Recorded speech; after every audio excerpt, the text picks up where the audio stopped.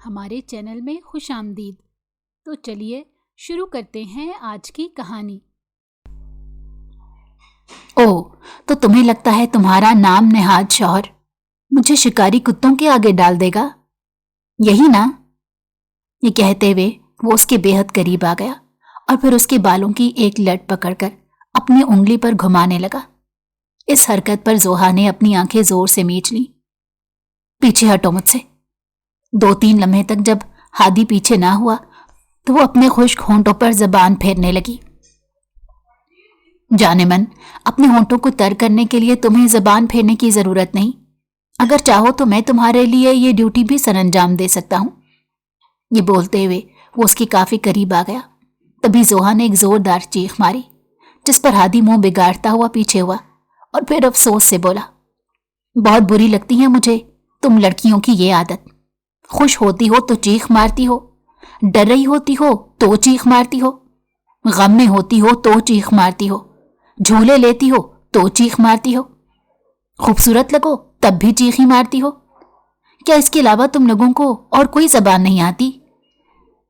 بہت ساری زبانیں آتی ہیں، ایک دفعہ میرے ہاتھ کھول کر دکھاؤ، پھر میں تمہیں بتاؤں گی۔ بلکہ میں کیا، میرا شوہر بتائے گا تمہیں۔ وہ اپنے لہجے پر قابو پاتے ہوئے بولی تو ہادی نے بڑی نزاکت سے ساتھ اس کی کلائیوں پر بندھی ہوئی رسی کو ایک جھٹکے سے کھول دیا۔ وہ ایک لمحے کے اندر اندر آزاد ہو چکی تھی، لیکن پھر بھی اپنی جگہ سے نہیں اٹھی، بلکہ مارے خوف کے ہادی کی آنکھوں میں دیکھنے لگی۔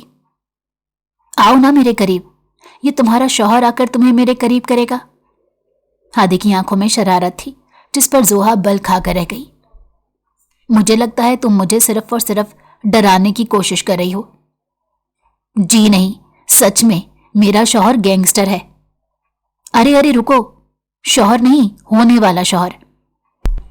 تمہیں کڈنیپ کیا ہے تو اس کا کیا مطلب ہے کہ میں نے اپنا ہوم ورک مکمل نہیں کیا ہوگا؟ ایک بات تمہارے متعلق جانتا ہوں کہ تم کہاں پڑھتی ہو، کون سے کالج جاتی رہی ہو، کہاں تمہاری سہیلی رہتی ہے، سب کچھ جانتا ہوں۔ زوہا اس کی باتیں سن کر حیران تو کافی تھی، لیکن فوراً ہی موقع کا فائدہ اٹھا کر اس پر جھپٹی اور اپنے خون خوار ناخن اس سے پہلے کہ وہ ہادی کے چہرے پر گاڑ دیتی، اس نے بڑے آرام سے اس کے ہاتھ پکڑ کر دیوار کے ساتھ لگائے اور اس کے کافی قریب ہوتے ہوئے بولا، لڑکی، میرے لیے تم بہت ہی آسان شکار ہو، لیکن میں تمہیں اتنی آسانی سے شکار کرنا نہیں چاہتا، تو بہتر ہے خود کو ایسی حرکتیں کرنے پر مجبور نہ کرو کہ مجھے مجبوراً تمہیں پھر روکنا پڑے۔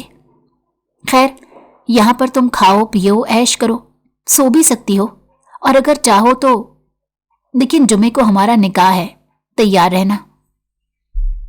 میں تمہارے ساتھ کبھی نکاح نہیں کروں گی، اپنی جان دے دوں گی۔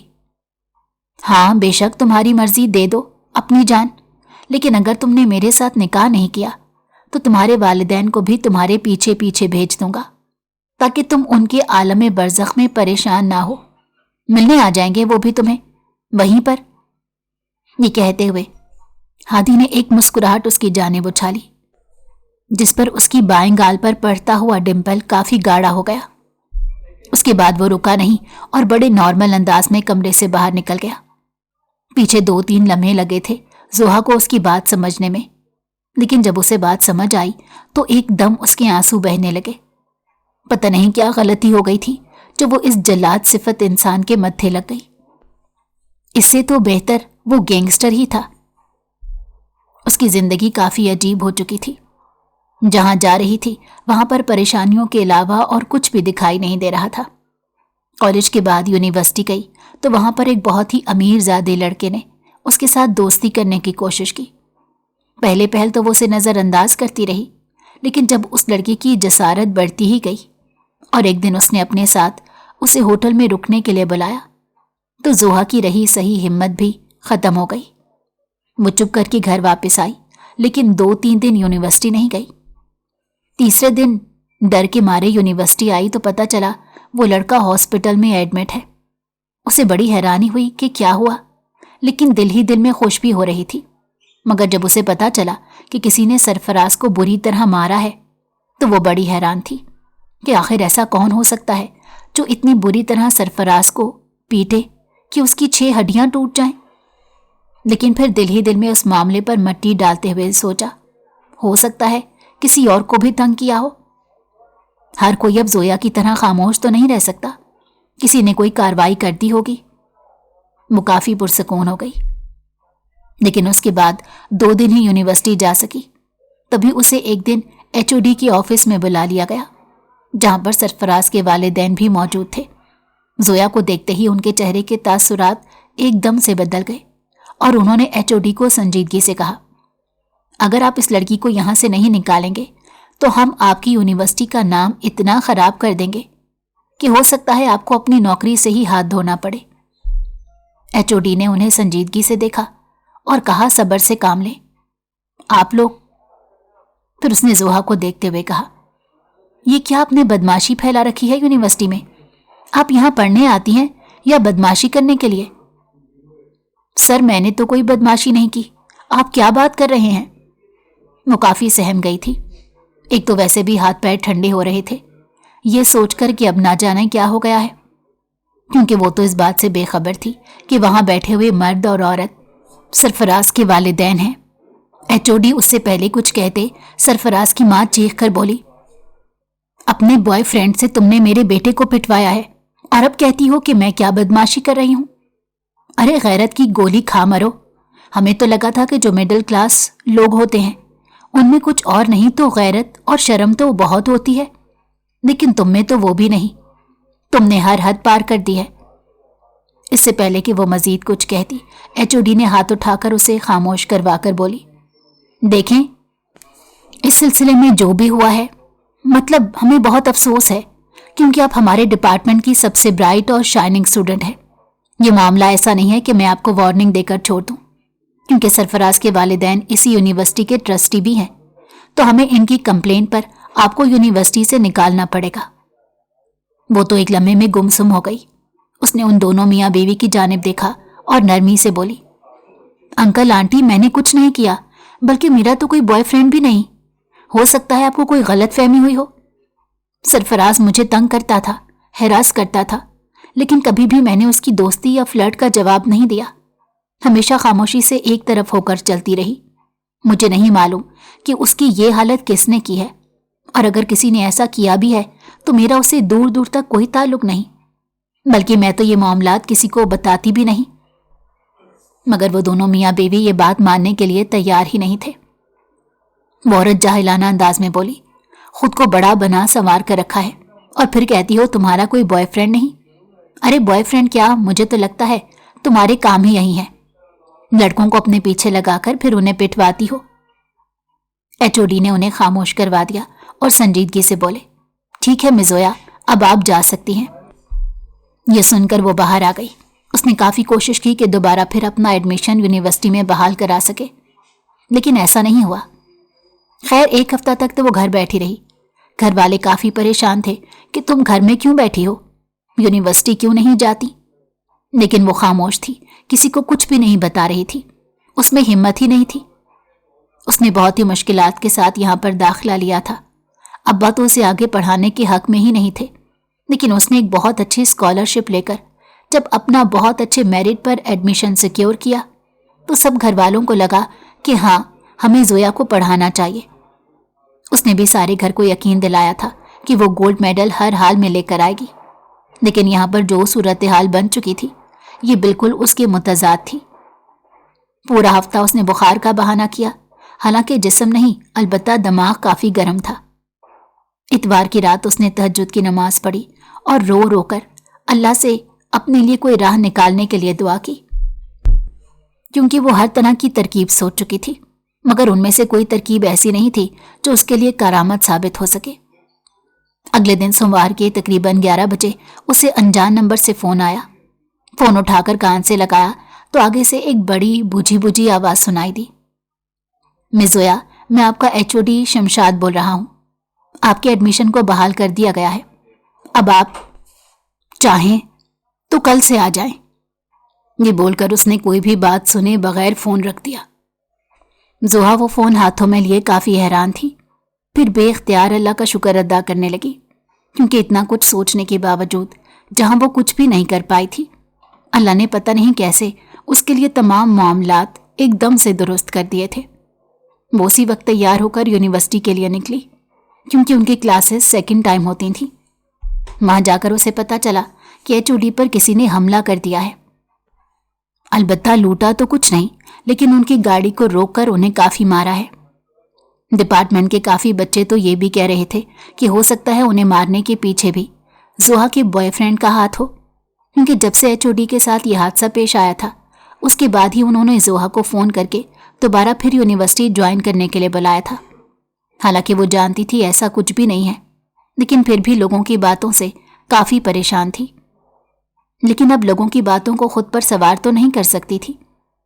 یوں ہی کرتے کرتے تقریباً 6 مہینے بیت گئے، تبھی اس کے لیے ایک پروپوزل آیا۔ وہ پروپوزل بھی کافی عجیب تھا۔ ان کے گھر ایک خط پہنچا جہاں پر لکھا تھا کہ اس کا نام ریحان وڑائچ ہے اور وہ ان کی بیٹی زوہا شکور کے ساتھ شادی کرنا چاہتا ہے، اور اسے جواب ہاں میں ہی چاہیے۔ اگر ان لوگوں نے ذرا سی بھی نہ کی تو وہ زوہا کو اٹھوا لے گا۔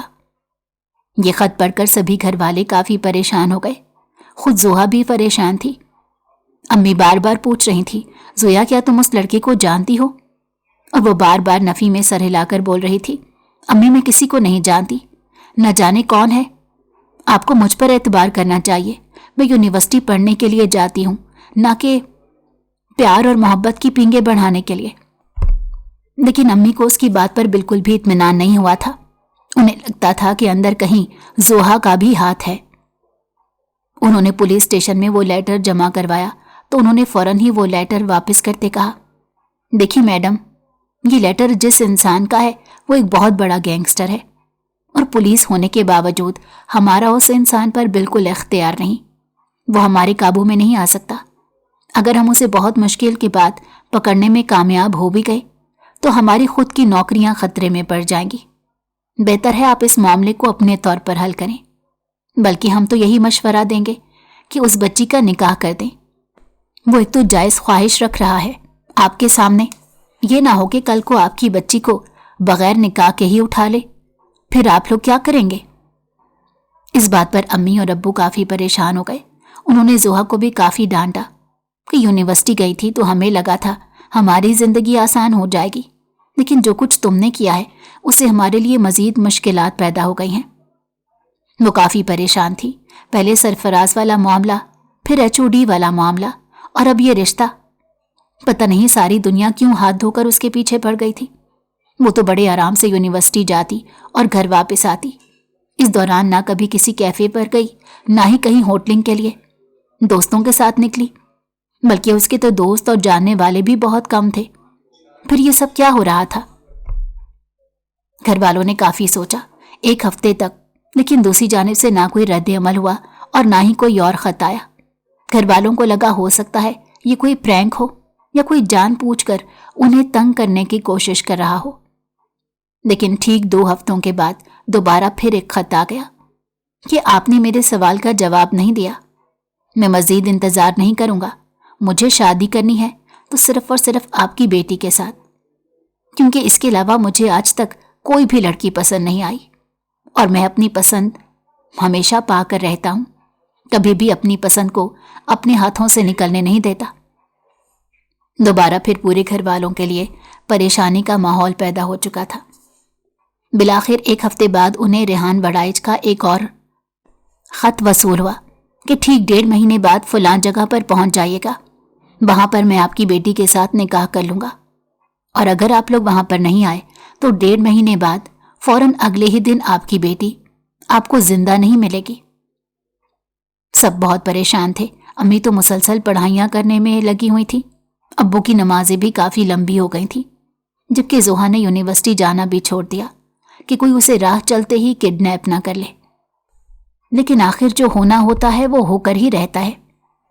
اس دن امی ابو ایک کام کے سلے میں گھر سے باہر گئے تھے۔ انہوں نے بہت مشکل سے شہر کے MNA سے سفارش کر کے وقت لیا تھا تاکہ اس سے حفاظت کی بات کر سکیں یا پھر اس مسئلے کا کوئی حل مانگ سکیں۔ ان کے جاتے ہی زوہا نے گھر کی کنڈی لگا لی، لیکن جیسے ہی دروازہ بند کر کے وہ اپنے کمرے میں آ کر بیٹھی تو 5 منٹ بعد اسے باہر شور محسوس ہوا۔ उसे लगा हो सकता है अम्मी अब्बू दोबारा घर आ गए हों, लेकिन जैसे ही बाहर गई तो देखा दरवाज़ा खोलकर एक बड़ा खूबसूरत सा लड़का घर में दाखिल हो रहा था और उसके हाथ में चाबी के बजाय पिन थी। गालिबन उस पिन के साथ उसने ताला खोला था। तुम कौन हो और यहाँ अंदर क्या कर रहे हो?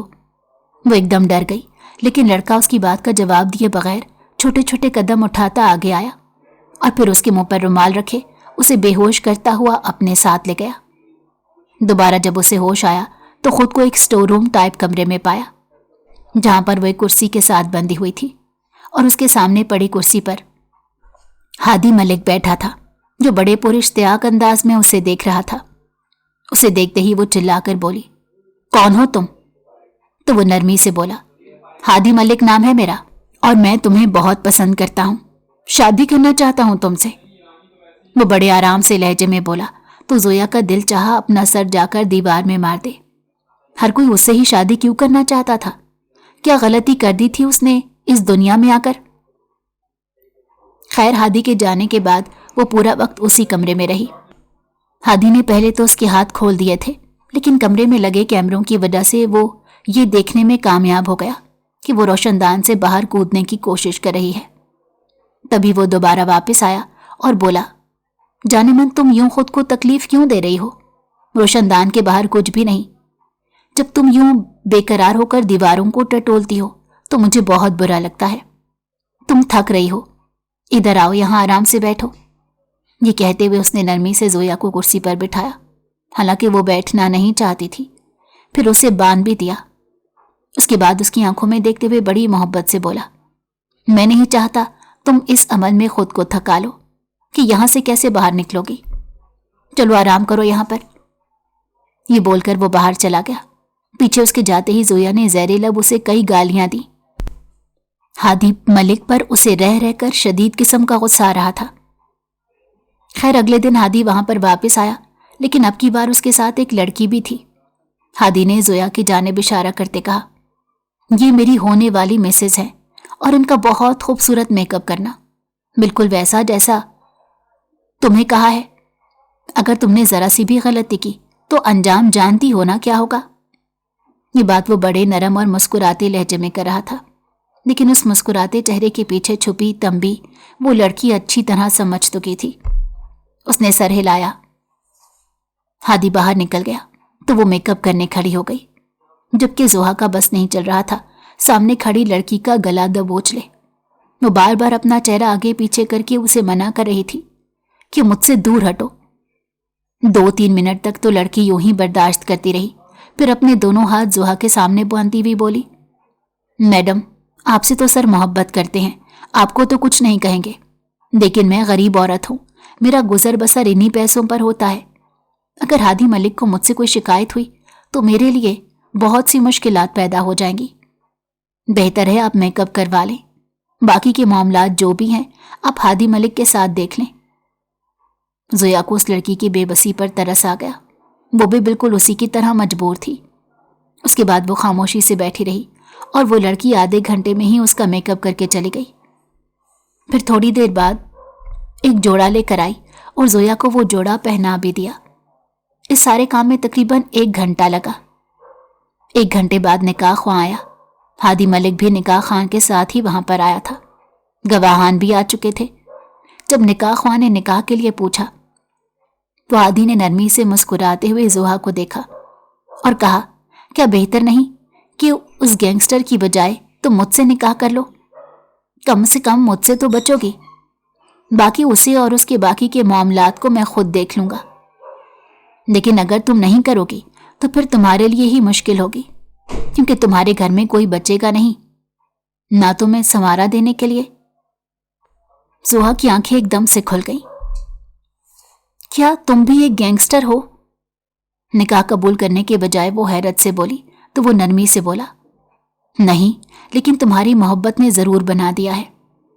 जल्दी निकाह कबूल करो, फिर मौलवी साहब को जाना भी है। 4 जोहा ने वो निकाह कबूल कर लिया।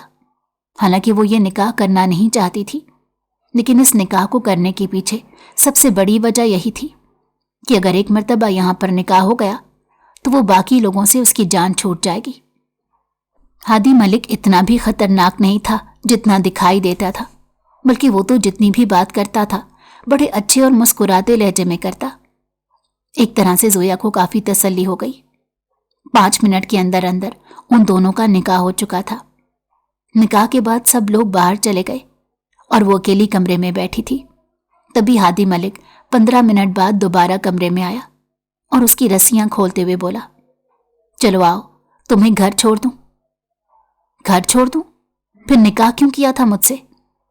وہ جتنا حیران ہوتی کم تھا۔ چپ کر کے آ جاؤ، اگر اپنی زندگی مزید مشکل نہیں چاہتی تو مجھ سے مزید سوالات مت کرو۔ ہادی کے پیچھے پیچھے وہ آ کر گاڑی میں بیٹھ گئی۔ پورا راستہ ان دونوں کے درمیان خاموشی رہی۔ پھر گاڑی جا کر زویا کے گھر کے باہر رکی تو ہادی ملک نے اتر کر گھر کا دروازہ بجایا۔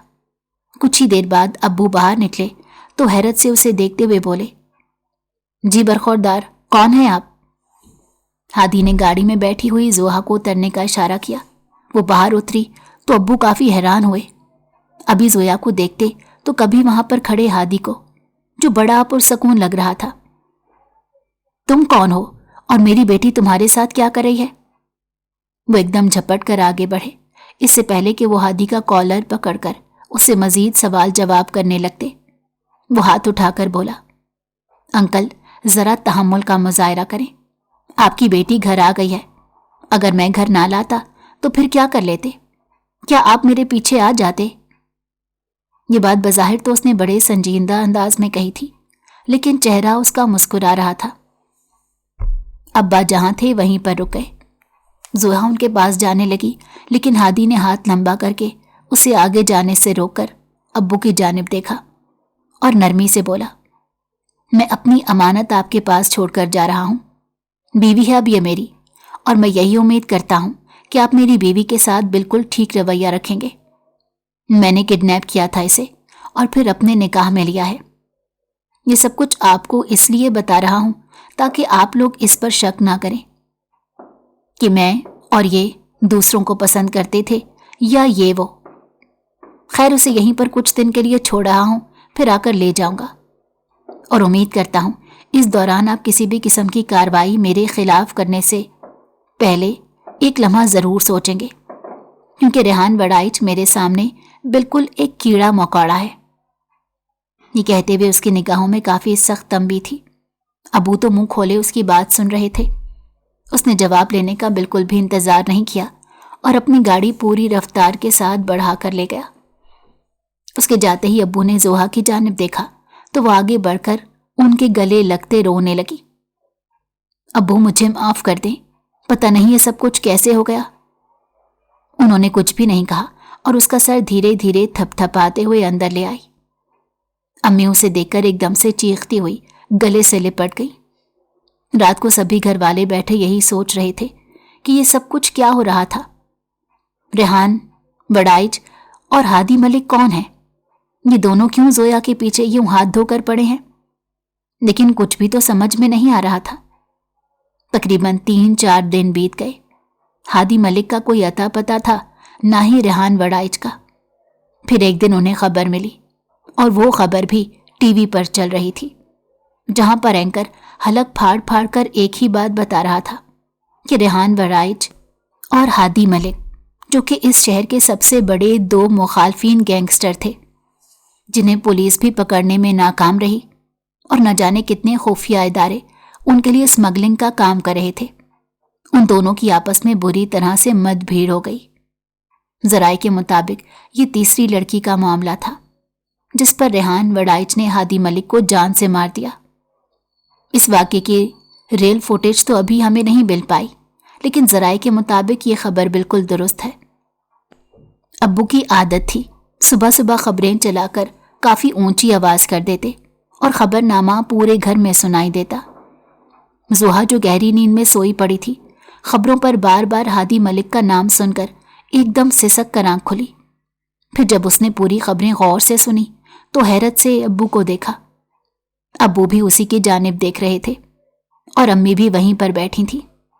وہ تینوں ایک دوسرے سے نگاہیں چرانے لگے انہیں سمجھ نہیں آ رہا تھا اس خبر پر وہ خوش ہوں یا دکھی۔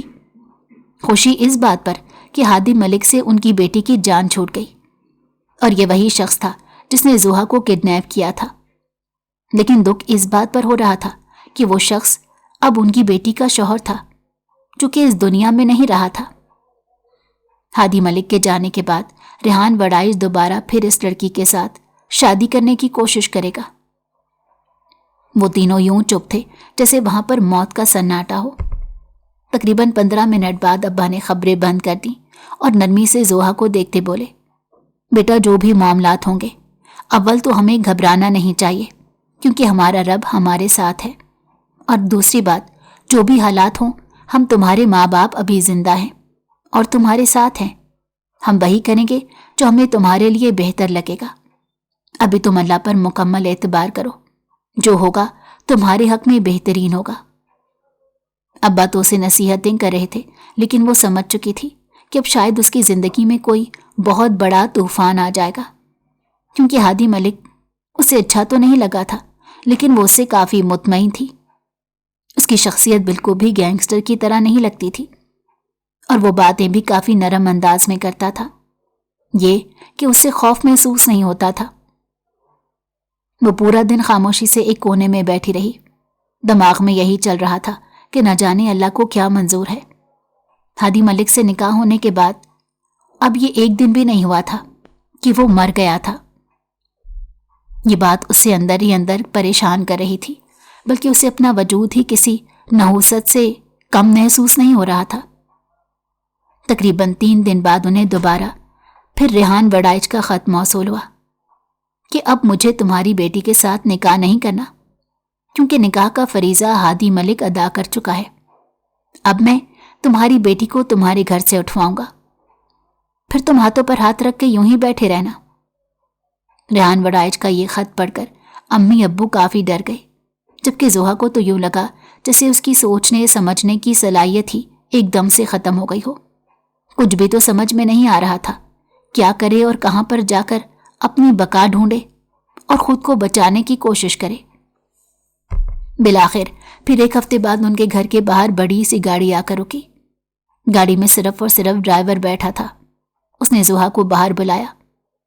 ابو تو پہلے کافی پریشان تھے، لیکن ڈرائیور نے ریحان کا حوالہ دیتے ہوئے کہا کہ مالک نے زوہا بی بی کو لینے بھیجا ہے۔ انہوں نے کہا ہے اگر ہم اسے نہ اپنے ساتھ لے کر آئے تو آپ سب کی جان خطرے میں پڑ سکتی ہے۔ مہربانی ہے آپ کی اگر آپ زوہا بی بی کو میرے ساتھ بھیج دیں، کیونکہ میں بھی غریب آدمی ہوں۔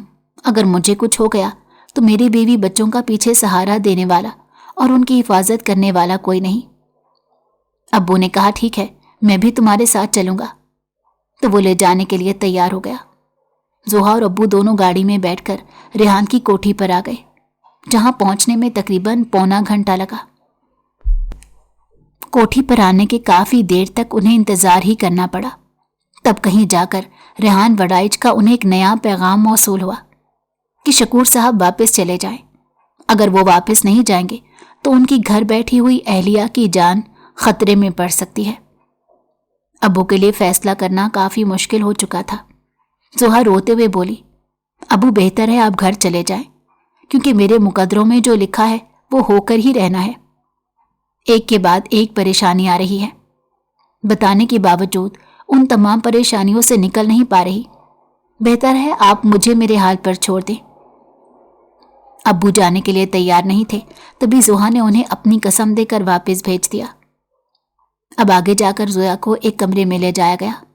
وہاں جانے کے دوران ہی باہر ایک خطرناک دھماکہ ہوا، اور دھماکہ سن کر یوں لگ رہا تھا کہ ابھی کانوں کے پردے پھٹ جائیں گے۔ سبھی نے اپنے کانوں میں انگلیاں دے لی۔ دھماکے کے فوراً بعد بھگدڑ مچ گئی۔ ریحان کے جتنے بھی سیکیورٹی گارڈ تھے وہ باہر حملہ کرنے کے لیے بھاگے، لیکن باہر تو کوئی بھی موجود نہیں تھا۔ موقع دیکھتے ہوئے زویا بھی وہاں سے دور نکل گئی۔ اس نے دوپٹہ اچھی طرح اپنے اوپر اوڑھ لیا اور بھاگنے لگی۔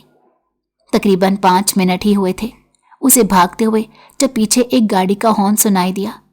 زوہا نے مڑ کر دیکھا تو گاڑی میں کوئی شخص بیٹھا تھا، اور وہ اسے گاڑی میں بیٹھنے کا اشارہ کر رہا تھا، لیکن اس نے نفی میں سر ہلایا تو وہ گاڑی عین اس کے برابر آ کر رکی۔ और वो मर्द उसे घूरते हुए बोला, चुपचाप अंदर बैठो। उसके लहजे से साफ लग रहा था कि इस वक्त वो काफी गुस्से में है। ज़ोहा ने उस इंसान पर ज्यादा ध्यान नहीं दिया, लेकिन खामोशी से गाड़ी में बैठ गई, क्योंकि डरपोक तो वो पहले भी बहुत थी। गाड़ी में बैठने की काफी देर बाद जाकर वो जरा पुरसकून हुई तो पीछे से उस आदमी को देखा जो ड्राइविंग सीट पर बैठा था, लेकिन उसने अपने चेहरे पर एक मास्क लगाया हुआ था। तुम कौन हो और मुझे कहाँ ले जा रहे हो? वो एकदम संजीदगी से बोली, लेकिन उस आदमी ने कोई जवाब नहीं दिया। साथ ही गाड़ी की रफ्तार भी पहले से 2-3 गुना ज्यादा बढ़ा दी। जोया ने उसे धमकी देने वाले अंदाज में कहा, गाड़ी रोको वरना मैं चलती हुई गाड़ी से छलांग लगा दूंगी। उस आदमी ने कोई भी जवाब नहीं दिया और कंधे उचका दिए। जब उसे अपनी धमकी का कोई असर भी दिखाई नहीं दिया तो उसने गाड़ी का लॉक खोलने की कोशिश की, लेकिन गाड़ी आगे से बंद थी और उसका लॉक भी उसी ड्राइवर के पास मौजूद था। वो बेबसी से दोबारा बैठ गई। कौन हो तुम लोग और मेरे पीछे क्यों पड़े हो? क्या चाहिए तुम लोगों को मुझसे? मैं एक बहुत ही मामूली से घराने की मामूली सी लड़की हूं। मेरा तो किसी के साथ कोई लेना देना भी नहीं, ना ही मैं किसी को जानती हूं। तुम लोगों को आखिर चाहिए क्या? बिलाखिर वो बुरी तरह से फट पड़ी, लेकिन ड्राइविंग सीट पर बैठे शख्स को कोई असर नहीं पड़ा। गाड़ी मुसलसल चलती जा रही थी। बिलाखिर एक फार्म हाउस पर जाकर गाड़ी ने ब्रेक लगाई, जहां दूर दूर तक कोई नहीं था। फिर उसने जोया को गाड़ी से बाहर निकाला और उसके हाथ बांधता हुआ अपने साथ अंदर ले गया। अंदर कोई भी नहीं था, ना कोई मुलाजिम ना कोई गार्ड। लाउंज में सोफे पर ले जाकर उस आदमी ने जोया को बांध दिया और खुद किचन में चला गया। थोड़ी देर बाद एक प्लेट में थोड़ा सा खाना रख कर लाया और जोया के सामने बैठकर उसे एक एक नवाला बनाकर खिलाने लगा, लेकिन वो खाकर ही नहीं दे रही थी। चिल्लाकर बोली, तुम हो कौन? ऐसा करो, अगर मुझे खाना खिलाना ही चाहते हो तो इसमें जहर मिलाकर दे दो ताकि मैं मर जाऊं और मेरे साथ जितना भी अजाब मुसल्लत है वो सारा अजाब एकदम खत्म हो जाए और मुझे हर दिन ना मरना पड़े। मगर उस लड़के की सेहत पर कोई फर्क नहीं पड़ा। वो मुसलसल उसे एक के बाद एक नवाला खिला रहा था। अगर वो नहीं खा रही थी तो जबरदस्ती उसका मुंह खोलकर खिलाने की कोशिश कर रहा था। बिलाखिर जोया को खाना खाना ही पड़ा। वैसे भी काफी भूख लगी थी। खाना खाने के बाद वो गया तो फिर भरकर पानी लाया। पानी पिलाने के बाद आराम से सोफे पर पैर पसार कर बैठ गया, लेकिन अभी भी उसने अपने चेहरे से मास्क नहीं उतारा था। वो फिर चिल्लाकर बोली, तुम हो कौन? क्यों मास्क के पीछे खुद को छुपाने की कोशिश कर रहे हो? ये सुनने की देर थी। उस आदमी ने इंतहाई गुस्से से जोया को देखा, फिर अपनी जेब से एक रुमाल निकालकर उसके मुंह पर बांध दिया और एक हर्फ भी नहीं कहा। थोड़ी देर मोबाइल चलाने के बाद उसने लाउंज के सामने लगी बड़ी सी एलईडी पर खबरनामा चला दिया, जहां पर एक एंकर मुंह खोल खोल कर चिल्लाते हुए एक ही खबर पढ़ रही थी कि चंद दिन पहले जिस हादी मलिक को रेहान बडाइच ने जान से मारा था, आज उसी रेहान बडाइच के कोठे पर एक बहुत बड़ा धमाका हुआ, जिसकी जद में बहुत से लोग जख्मी हुए और कितनों की जान चली गई। उनमें एक ऐसा इंसान भी शामिल है जो कि बहुत अहम शख्सियत का मालिक है। जी नाजरीन, आप बिल्कुल ठीक समझ रहे हैं, मरने वालों में रेहान बडाइच खुद भी शामिल है। ये बात सुनकर जोया की आंखें एकदम से फैल गईं। उसने हैरत से अपने करीब बैठे लड़के को देखा, जो बड़ा लापरवाह लग रहा था और अपने मोबाइल में मगन था। जोहा उससे पूछना चाहती थी, अगर हादी मलिक भी मर गया और रेहान बडाइच भी मर गया तो फिर तुम कौन हो जो मुझे यहां पर लाए हो? क्योंकि उसे याद नहीं था कि ऐसा कोई भी मर्द उसने देखा हो। वैसे भी जोया की याददाश्त काफी कच्ची थी। उसे 3-4 दिन पुरानी बात भी बड़े आराम से भूल जाती। उसने 5वें मर्तबा पूरी कुव्वत से अपना सर आगे पीछे मारना शुरू कर दिया ताकि वो लड़का उसका इशारा समझते हुए मुंह खोल दे और वो अपना सवाल उसके सामने रख सके, लेकिन उसने ऐसा कुछ भी ना किया। खैर, थोड़ी देर वहां पर बैठने के बाद वो उठा और एक कमरे में चला गया। बाकी पूरा दिन जोया वहीं सोफे पर बैठी रही। पता नहीं जिंदगी इतनी अजीब क्यों हुई पड़ी थी। रात को वो वहीं सोफे पर बैठे बैठे सो गई, लेकिन जब आधी रात को आंख खुली तो देखा वो कमरे में बिस्तर पर लेटी है और उसके बदन पर कोई रस्सी मौजूद नहीं। लेकिन उस वक्त उसकी हालत काफी नाजुक थी। وہ بہت تھکی ہوئی تھی اور جسم پر رسیوں کے نشانات بھی تھے جو کہ اب نیل کی شکل میں منتقل ہو رہے تھے۔ اس نے اپنی آنکھیں پوری قوت لگا کر کھولنے کی ناکام کوشش کی تاکہ وہ اپنے بھاگنے کا کوئی منصوبہ بنا سکے۔ اگر بھاگ نہ سکے تو کم سے کم اٹھ کر اپنی جان کے لیے کوئی اقدام ہی کر لے، کیونکہ وہ تھک گئی تھی۔ ایک کے بعد اگلی پہیلی سلجھاتے ایک مشکل آتی تھی تو خود ہی ختم ہو جاتی تھی، اس کے بعد دوسری مشکل آ جاتی۔ یوں کرتے کرتے نہ جانے کتنی مشکلات میں وہ خود پڑی اور بغیر کسی بیرونی مدد کے لیے اپنے آپ ہی نکل چکی تھی۔ اس نے خود کو جگانے کی ناکام کوشش کی، لیکن شاید شام کو جو کھانا کھایا اس میں بے ہوشی کی دوا کافی مقدار میں شامل کی گئی تھی، تبھی وہ چاہنے کے باوجود بھی اپنے آپ کو متحرک اور جاگتا ہوا نہ رکھ پائی۔ اس کی آنکھیں بار بار غنودگی کی وجہ سے بند ہو رہی تھی۔ آخری مرتبہ جب وہ آنکھیں بند کر رہی تھی تبھی کمرے کا دروازہ دھیرے سے کھلا اور وہی لڑکا دھیرے دھیرے چلتا اس کے بے حد قریب آ گیا۔ اس وقت اس لڑکے کے چہرے پر کوئی نقاب نہیں تھا۔ زویا کی آنکھیں نیم کھلی تھیں اور وہ دیکھنا چاہتی تھی، لیکن غنودگی اتنی شدید تھی کہ اس لڑکے کے چہرے پر کوئی نقاب نہ ہونے کے باوجود بھی اسے اپنے سامنے کھڑے مرد کا چہرہ کافی دھندلا دکھائی دے رہا تھا۔ کوئی بھی نقش واضح نہیں تھا کہ وہ کوئی اندازہ کر پاتی۔ وہ لڑکا دھیرے سے اس پر جھکا اور پھر نرم سا بوسہ دے کر پیچھے ہٹ گیا۔ جیسے ہی زویا کے ماتھے پر اس نے اپنے ہونٹ رکھے تو زویا کے پورے بدن میں بجلی دوڑ گئی۔ آج تک کبھی بھی کوئی لڑکا اس کے قریب نہیں آیا تھا، بلکہ ان کے تو خاندان میں بھی کزن اتنے نہیں تھے جن کے ساتھ وہ ہاتھ ملا کر سلام دعا کرے۔ شاید یہ پہلی مرتبہ تھا جب واضح طور پر اس نے کسی لڑکے کا لمس اپنے بدن پر محسوس کیا۔ وہ اسے روکنا چاہتی تھی لیکن وہ نہیں رکا، اور پھر اس پر کمبل ٹھیک کرتے کمرے سے باہر نکل گیا، اور وہ بھی غنودگی کے شدید جھٹکے کے باعث بہت جلدی نیند میں جا چکی تھی۔ اگلے دن جب اس کی آنکھ کھلی تو وہ وہیں کمرے میں موجود تھی۔ اس کے اٹھتے ہی وہ لڑکا کمرے میں داخل ہوا، لیکن اب اس کے چہرے پر ماسک لگا ہوا تھا۔ زوہا کافی حیران تھی کہ اس لڑکے کو یہ بات کیسے پتہ چل جاتی ہے کہ وہ اٹھ گئی ہے۔ رات والا واقعہ بھی پوری شد و مت کے ساتھ اس سے اچھی طرح یاد تھا کہ کیسے وہ لڑکا کمرے میں آیا، پھر اس کے ماتھے پر اپنے ہونٹ رکھے، بوسہ دیا اور پھر خاموشی سے بغیر کچھ کہے باہر نکل گیا۔ اب جب وہ کمرے میں داخل ہوا تو زویا چلا کر بولی، آخر تم ہو کون؟ ریحان اور ہادی کے بعد اب کون سا عذاب ہے جو میرے گلے پڑ گیا ہے؟ وہ لڑکا کھڑا خاموشی سے دیکھتا رہا لیکن کوئی جواب نہیں دیا اور ویسے ہی واپس پلٹ گیا۔ تھوڑی دیر بعد آیا تو اس کے ہاتھ میں کھانے کی ٹرے تھی تو اس نے زویا کے سامنے رکھی، لیکن کھانا کھانے کی بجائے زویا نے اپنا ہاتھ بڑھا کر اس کے چہرے سے ماسک نوچنے کی کوشش کی، مگر فوراً ہی اس آدمی نے زویا کا ہاتھ پکڑ کر ماسک اتارنے سے روک دیا، پھر جھٹکے سے اس کے دونوں ہاتھ باندھ کر کھانا کھلانے لگا۔ وہ چپ کر کے کھانا کھانے لگی کیونکہ اتنا تو سمجھ آ گیا تھا کہ وہ لڑکا اپنی مرضی کا مالک تھا اور وہ ہر وہ کام کرتا جو وہ کرنا چاہتا تھا۔ اس کے لیے زویا کی کوئی بھی رائے یا کوئی بھی رد عمل بالکل معنی نہیں رکھتا تھا۔ کھانا کھانے کے بعد وہ بولی، خدا کا نام ہے بتا دو مجھے تم کون ہو، اور اب کی بار میں نے ایسا کیا گناہ کر دیا کہ تم مجھ پر مسلط ہو گئے ہو؟ میری زندگی پہلے ہی بہت مشکل ہے، اگر تم لوگوں کو کچھ خاص مجھ سے چاہیے تو بتاؤ، میں تمہیں دینے کو تیار ہوں، لیکن یوں مجھے اور میرے گھر والوں کو پریشان مت کرو۔ یہ کہتے ہوئے وہ بالآخر رو دی، لیکن اس لڑکے نے کوئی جواب نہیں دیا، بس کھانے کی ٹرے اٹھائی اور باہر نکل گیا۔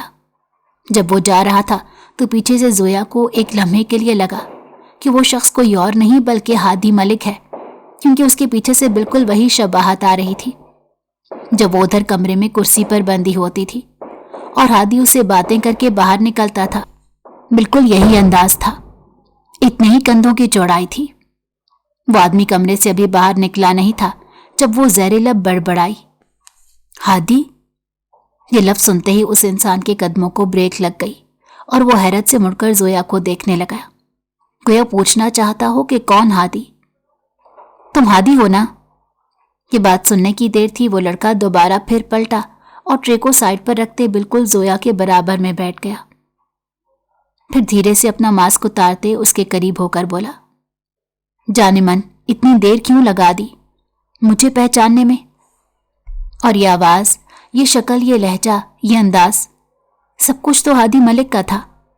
वो एकदम चौंक गई और मारे शौक के जब झटका खाकर पीछे हुई तो हादी ने दोबारा फिर उसे कलाई से थामकर अपने साथ लगा लिया और नरमी से बोला, क्या बात है जाने मन, मुझसे दूर क्यों जाने की कोशिश कर रही हो?